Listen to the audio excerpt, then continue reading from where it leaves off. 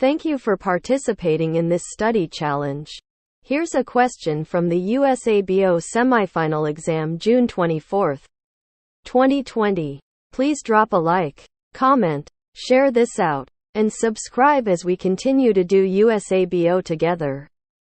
So let's look at the blood type of the child. We see that the child has a B allele and either another B allele or an I allele. The genotype could be BB or BI. Well, the mother has a genotype of II, so that means the genotype of the child is BI. So where did the child get the B allele? It could have come from either individual 3 or individual 2.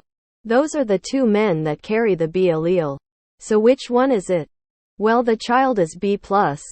So we know that it's individual 3. But even without looking at the Rh factor, we can just look at the short tandem repeat analysis.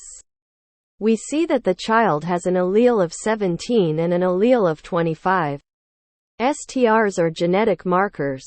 Well, 17 comes from the mother. And that means the 25 has to come from the father. The 25 allele is from individual 3. Thank you for participating in this study challenge.